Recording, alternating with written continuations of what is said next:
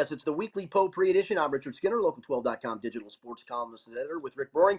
As always, it's presented by Blake the Attorney Maislin. We got a lot to talk about from Bengals kind of unloading from the post-game, or the postseason, I guess, press conference that Zach Taylor held on Monday to some other things, including the troubles of wide receiver Jermaine Burton, the troubles of area college basketball teams we'll get into. We'll talk some college football in our Pick'em segment. And, of course, my favorite portion of the podcast, you can ask me a question on any topic. Just hit up the Xverse, hashtag AskSkinnyAnything. It doesn't have to be sports-related. It can be, but it doesn't have to be. And so we always like to have the non-sports one as well. So, Rick, we got a lot to talk about. You trucked up and back from Youngstown. That's not an easy trip. A tough loss for NKU that we'll get into here in just a little bit, but I'm sure you're working a little bit on fumes after driving up and back the interstate the last couple days. Yeah, we got in about 3 a.m.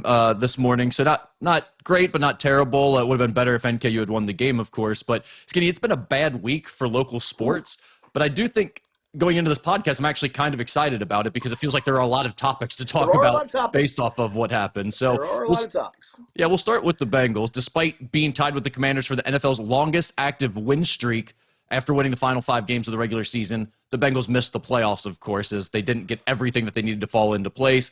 They had a 9-8 record and a third-place finish in the AFC North to finish this season.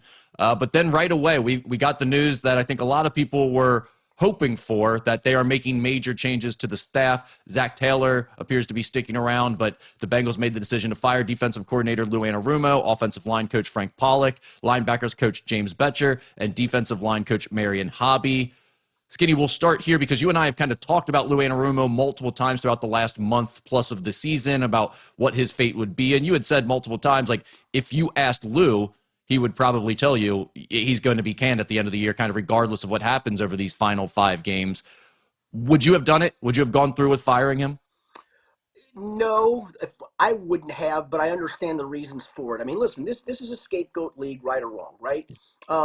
If the team isn't successful, the GM, well, usually it's the head coach will fire coordinators. And then it moves upwards to, well, instead of the GM getting fired by the owner, the GM fires the head coach, and you start that cycle. Then things get really ugly, then the GM gets fired. Problem is the Bengals don't technically have a GM, but usually that's kind of how this works. And so, yeah, maybe it is time for a different voice, a different scheme, a different lot of things. But I will say this, and I wrote a column about this, now it puts Zach Taylor squarely in the crosshairs. You've made the move that, again, was the logical move that I think everybody expected. I even said I thought a couple position coaches would get whacked. But now the onus is on you. Now you're going to have another coordinator. What if the defense stinks again? What if you go 9-8 again? The onus falls squarely on you. So he's clearly put himself in the crosshairs. But I also think, to his point, he was asked very late in his press conference on Monday, do you feel a sense of urgency or pressure? I can't remember what it was. He said, I feel urgency every day. I think there's more on it now, right? I don't think you can go 3 straight years without making the playoffs. I don't think the cachet buildup is enough for that because you're not in the just make the playoffs window. You're in the get deep in the playoffs. And if you go a 3rd straight year with not even making it, well, then the onus is going to fall squarely on you. And I think he realized that listen, if I'm going down, I'm going to have to try one more thing on defense here, and let's go from there. I need a different offensive line coach. I don't think he and Frank Pollock were ever in lockstep with one another, but this is also his 3rd offensive line coach. The Jim Turner experiment failed miserably. I don't think Frank failed. I don't. I mean, he had to deal with a lot of combinations of guys and, honestly, a couple guys who really couldn't play. But, again, needed a new voice. You needed new ideas, and so I understand all of that. But let's be clear here. This is just it's a scapegoat league. It always has been, always will be. Yeah, I think we've said it multiple times throughout the course of the last few weeks that regardless of whether Lou Anarumo is the right or wrong guy for this job, he doesn't have the players to work with this season. Right. I mean, that was clear from very early on in the season. It continued to become more clear as the season went on. So regardless of who is going to be the new defensive coordinator, they're going to have to do some major reshaping of that defense this offseason. And quite honestly, the team playing well over the final 5 games, I'm not sure that it made it any easier to figure out who are the parts that are staying and who are the parts that need to go. So it's not going to be easy to fix this thing just because they got rid of Lou Anarumo. What would you be looking for out of the new defensive coordinator that they hire? Are there any specific traits that you like? No. Honestly, no. I think people make this way too complex. I really do. I just don't think they have good players at the moment, and good players make all the difference in the world. If you can't, if you remember, one of the great storylines of the 2021 and 2022 defenses. And I remember writing, it was one of my favorite stories to write, was the art of the disguise in coverages and the fact of how Jesse Bates and Von Bell could really play off one another. And Mike Hilton was part of that as the slot corner. And they really all had almost kind of silent communication, knew where everybody was going. That then allows you as a coordinator to do all kinds of different things. But when you're just having guys back there and you're trying to get them to do the basics, well, then what are you scheming up? There's not much you can scheme up at that point. Yeah, and I will readily admit, I don't know football X's and O's well enough to be talking about whether their scheme is good, whether their scheme is better than other teams. I'm just not that type of guy. I've heard some people go, you need to go back to a traditional 4-3. Nobody plays a 4-3. You're always playing a nickel corner on the field. Wake up, people. It's 2024. I also would say I know the longer I've been around sports, I cover college basketball very closely. I've been in lots of practices. I feel like I have a better grasp on basketball than maybe your average fan would. What you learn the longer you're around it is all of these guys knows X's and O's. That's not what separates most of them. Most of them can draw up a play, can come up with a scheme, and most schemes will work if you have the right players. And so I think that the things that make coaches really good are, one, finding the right players, getting the most out of them by making them excited about your system, believing in your system, communicating within your system. And then there also still is, I think there is a little bit of marrying your scheme and marrying what you want to do with your players' skill sets, making sure those two things combine well enough. And I think maybe sometimes that's where when people think a coach doesn't do the X's and O's well or doesn't scheme well, and this is across any sport, I think a lot of times that's what they're more so talking about is the group of players they have doesn't necessarily fit the scheme they're trying to play. So I think that's what I'd be hoping for more than anything is they get someone who's flexible, can find some guys and work with them quickly because they don't have 2 or 3 years to rebuild this thing and fix the defense. It has to be good next year. Yeah, and that's still a big ask. I mean, you're still needing at least one safety, maybe two. I think Geno Stone did settle in a little bit. I think he kind of found himself down the stretch. Again, he also did some of his damage against some of the worst quarterbacks in the league, a bunch of backup hacks for the most part. But I did think that, I mean, you still need some help in the interior defensive line. You need an edge rusher. I'm not so sure you're not too far removed from at least one new linebacker, and maybe at some point very soon, 2 new. I mean, so there's a lot of moving pieces there to try to fix. Yeah, I'm just curious a little bit more on the linebacker thing because we talk so much about the defensive line and the secondary. Obviously, that needs to be talked about this year. But I think there's a pretty strong argument to be made that you have to replace one of the 2 linebackers, if not both of them, right now. Yeah, I mean, Jermaine Pratty had a great interception in the Denver game, and he is a smart football player. Don't kid yourself there. Even though we made fun of him for some of his stupid comments after the Pittsburgh game, that's the first Pittsburgh game.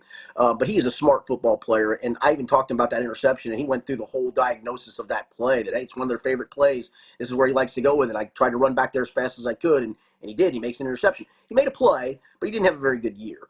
Logan Wilson's now coming off injury. He kind of disappeared. I don't think I saw him for the last 5 or 6 weeks after he had the whatever procedure was done on his knee. So, yeah, I do. And again, I do think there's something to be said for new voice, new ideas, new blood. I do. I think there's something to be said for that. But, again, this is just, to me, it's always been a scapegoat league, and Lou Anarumo's getting scapegoated. I get it. The one thing I will say, Rick, and you brought this up a few weeks ago, in the column one of the columns I wrote this week on the Aftermath was, while I'm not sure I completely agree with this, other than it is maybe the time for fresh thing, all that, is this decision in my mind for all of these guys was made up weeks ago, and the 5-game winning streak didn't cloud that, and it shouldn't have clouded that. Now, maybe if you got in the playoffs and made a deep playoff run, then okay, that might have been able to cloud it at that point. I'll give you that. But this clearly didn't cloud it at all. And I think that's the one good thing I'll say of this is it didn't make them go, well, maybe we'll try. Well, no, if you didn't like it 5 weeks ago, you shouldn't have liked it now. That was the old Marvin Lewis mistake, right? That's right. They did that one time at the end with Marvin Lewis, and it was a completely wasted year the following season. And so I'm with you. I'm glad that they did not let these final 5 games impact their decision when it comes to that. But I do wonder, what happens if they snuck into the playoffs and won a game? Then do you still make this call? Yeah, I think 1A game wouldn't have been enough. Again, I think if you march again to the championship game, maybe that. I mean, that's 3 championship games in 5 years, right or wrong. Well, The defense if would they have been do a that, part they of that. deserve to stay, I think. I mean, Yeah, you no get to the question. championship Right, game and the right. run you make with that group, then it really just becomes fix the beginning of the season, get your That's head out of right. the ass in Yeah, the preseason and training camp and all of that and figure it out because yeah. really that would be the only issue at that point with this coaching staff. You had a good working relationship with Lou Anarumo. I mean, it seemed very obvious from our podcast here and the stuff that you wrote that he was good to talk to. He gave you guys some stuff, and you personally seemed to get information from him and be able to talk to him well. How long does it take to build that type of trust? How difficult is it? Do you feel like, if they bring a new guy in, you'll be able to build that same type of relationship pretty quickly? I will say this: the one thing that the Bengals have done, and it goes back to Marvin, is the availability of the coordinators at least once a week. I think is good. I think it's good for everybody. It's good for them too because they're all vying to eventually become a head coach, and part of being a head coach is dealing with the media. I'll even give Marvin credit for that because Marvin was good with that as well. And we had, in my tenure, at least recently, I mean, Hugh Jackson was the offensive coordinator, Paul Gunther was the defensive coordinator, and both those guys were great to work with as well. And so, yeah, I don't think it takes that long because to their credit, they make them available readily enough. And I think at that point, they then can read the room of who do I trust, who do I not trust, who's bugging me, who's not bugging me, who's going to ask me questions I'm going to answer, who's going to ask me questions I'm going to answer in short fashion. And so I think that it doesn't take long to build that. It really doesn't. One of the things that came out this week, you guys got to talk to Zach Taylor after these moves were made. And one of the things that came out was how Zach Taylor was saying that he and the front office are completely synced up. They both have the same vision for the future of the Bengals, and they're completely in agreement with what needs to happen going forward. Do you think that's legit, or is that coach speak on Zach Taylor's part during a tough time? I think that's more coach speak. I mean, Zach even admitted, because I even asked him point blank, was this your decision? And he said yes. And then somebody followed up later on with, did you run this past ownership? And that's where he talked about, listen, I talk to ownership every day. I believe that. I believe there's a relationship there of conversation. But listen, when they got to free agency and didn't part ways with money to sign a respectable defensive tackle, the last guy on the market basically was Sheldon Rankins. And suddenly it was like, got to have a body. Let's go sign Sheldon Rankins. I don't think you're in lockstep with that. I think they wanted. I know Lou Anarumo wanted a better player than Sheldon Rankins, and they just didn't do it. And so you're stuck with Sheldon Rankins, who turned out to be a turd. Sheldon Rankins or Cordy Glenn? Who you got? Cordy Glenn's higher than Sheldon. He's higher on the turd list. So Sheldon Rankins was slightly better than Cordy Glenn of Yeah, a acquisition. yeah. Okay. I mean, my goodness gracious, that guy. I mean, I'm sorry he got whatever illness. I know what illness is. We can't report it, but I will tell you, I do know that he had that. I also believe he was cleared at some point, and I just don't think the dude. I mean, I don't think the dude loved ball. I just don't think he loved it at all. And that's fine. You don't have to love ball, but then this was literally a roll the dice. Hope the guy gives you something. Hope he becomes engaged, and he never really did, and he stunk. How much stock do you put into Ian Rappaport's latest report on the idea of keeping Joe Burrow, Jamar Chase, and T. Higgins together in Cincinnati? He tweeted out or put out, quote, sources say the three have discussed playing together again for years to come. It's their goal, and privately they have made no secret about it. While it was assumed Higgins would depart in free agency, the goal is now to stay together, which explains some of the quotes that have come out of the building recently. Now, aside from the part that I have no idea what the hell privately they've made no secret about it means. Joe Burrow publicly's made no secret about it. Yeah, all of this seems like a word salad of a typical Yes. like insider tweet type Yeah. situation, but people got excited about it because Ian Rappaport reported that this is a thing now. Do you feel like there's any more legitimacy to those guys sticking together for another year than there was maybe a month ago when we first started talking about this? No, it became legitimate the night in Dallas where Joe Burrow talked about it. That's when it became legitimate. He Well, and when T. publicly, Higgins fired his agent, right? yeah, right. I mean that's there's no private to that, my guy. There's very public that Joe Burrow's talked about this. Yeah, that was my reaction too. When I read this, like they're not making a secret about it in private. I'm like, well, or in public, and also if they're not making a secret in private, then what would that make it? It would seem like it would be public at that point if it's not a secret. Correct. Anyway, Jermaine Burton is the other story to talk about here. It was right before they left for that Steelers game. The report comes out that he's not traveling with the team, and everyone's, what the hell is going on with this guy? Then the report that he's getting evicted from his apartment at the Banks. And then after the game happens, earlier this week, we get the report that came out about He's accused of assaulting a 19-year-old girl that he was allegedly dating. The details of that situation have been reported by the Enquirer. He allegedly broke into her house, broke her phone, choked her, and held a knife to his own throat and threatened to take his life. Obviously, that's heavy stuff. Obviously, that's scary. He seems to be dealing with a lot of different things. He's also doing terrible things, allegedly, to this girl. It feels to me like the Bengals just absolutely, completely missed on a guy whose own head coach from the college ranks was on national television as he was being drafted saying, this guy has nothing but red flags, can't get himself right off the field. Obviously, he's a talented player, but good luck to the Bengals and him. And the Bengals still missed all those flags and ended up with a guy that was now a completely wasted second-round pick. Yeah, I third round pick, but yes. Third round pick, excuse me. Still a wasted pick no matter which round it would have been in. Yeah. I do think that there are coaches who believe they can Father Flanagan people into being successful. And that I think this was one of the few times that Zach Taylor's done a really good job, so the scouting department, of identifying captains and drafting guys who were leaders on their team. They very rarely do this red flag thing. They took a calculated risk on this, and it was a risk, and it's backfired on them, and so they need to own that. I will say this. Kudos to the Enquirer for starters. They hustled on this. They did a records request from the police. Got it. There were no charges filed. She chose not to file charges, but there is a police report. That's where this information is coming from. That and a 911 call. So kudos to them for that. But on the human part of this, we saw this from Jermaine Burton from the outset this year. The Al Michaels comments in preseason about sleeping in meetings, and then we start getting rumblings of he's late to meetings, and he's not. Joe Burrow alluded to he's getting his playbook a little bit more, and so. Can I ask a question about that real quick? Uh-huh. The thing initially was he's missing meetings, he's late to meetings, right? Now we found out he had an apartment at the Banks. Right. Oh, yeah. How could he not get there? Someone couldn't go by and grab him on the way to work and bring him in? Like, he just wouldn't answer his door when they were knocking? Or what's right. Like, there's some lowly assistant on the staff who they made it his job just to go wake up Jermaine and get him to film every morning. It didn't happen? No, I'm going to guess they didn't. Then, of course, we had the incident the week of the Raiders game where he was going to play. They had him in the game plan. He was going to play, and then doesn't take care of his business on the days leading up to it. And Zach Taylor has to make him inactive for that game. And I remember the next week I was the one that went up and talked to him and tried to get an answer from him in the locker room. And I think I've told this story. I don't know if I told it on the podcast, but I thought he was playing me because initially I said I'm going to go try to talk to him, and I was told he's not going to talk. I said that's fine. I'm going to ask, and he can answer however he wants to answer. Because everybody else was in with Joe Burrow during his press conference.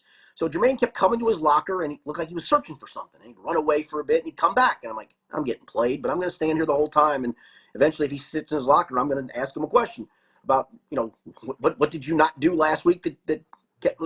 So he keeps fumbling around in his locker. When I say a mess, Rick, and a lot of NFL lockers are messes, this was over the top mess. I mean, there's clothes everywhere, stuff everywhere. And so about the third time he does it, I'm like, he is looking for something. I don't know, maybe his car keys, because once he gets them, he's going to leave the building. I don't know. Finally, there it is. He lifts up like some clothes, and you hear this thump. It was his cell phone. He couldn't find his cell phone. And to me, I'm like, this dude. And then, of course, there was a picture of him in the pajamas at the casino. And right after. Wonder, does he have a major gambling issue? If he can't pay his bills for rent or chooses not to, he obviously can't adult. So let me get to the human part of this. Somebody... And I put it on the Bengals because he's their employer at the moment, needs to find this guy some help. And so to me, while I think everybody's screaming, cut him, and I'm not going to, if they cut him, it's not going to faze me one iota, but maybe you try to get him whatever help he needs, and maybe it does snap him to attention and make him realize the opportunity that's being lost here, and maybe it fixes it. But again, because I've had people ask, why haven't they cut him yet? Well, maybe they're trying to help him. I don't know the answer to that. I really don't. Again, to me, if that's not going to be the answer to it from a human standpoint, then yeah, cut him, because it's not going to change. Well, even they can try to get him help. They still need to get him off the team because it's going to continue to be a bad PR situation. It's going to continue to be a distraction. And also, you don't need to be wasting any resources or bandwidth trying to figure out what's going on with Jermaine Burton when you're at a crossroads as an organization in general. That's a fair point. Granted, Skinny, this is a sad story in a lot of ways. I mean, whatever Jermaine Burton's doing and doing to this girl, that's And, also terrible. And that he doesn't yeah, deserve yeah, any pats on the back or credit for that. But it's like clear that this guy has real major issues and trauma. And I would assume there's some type of substance abuse issues based on what was described in that police report. So there's a lot going on here. I genuinely feel bad for the guy because it seems like he's got major issues. But at the same time, he's an adult and there are consequences for these actions. And you can't be, breaking into girls' houses that you're dating, even if you're drunk or whatever, and doing and crazy attacking things them. like this. Yeah, that shouldn't be condoned, no question. And attacking them. Yeah. So, I mean, I guess that's the place to leave it. I mean, I can't imagine there's much of a future for him with the Bengals. Like you said, maybe they try to help him out, but even then, it's hard to imagine him making the return to being a productive NFL player anytime in the near future. No, I would agree with that. Sure, you could stop watching now, but let's be honest, you want to see more. So click some of those links, or better yet, go ahead and tap subscribe. That way you'll catch more content from Local 12.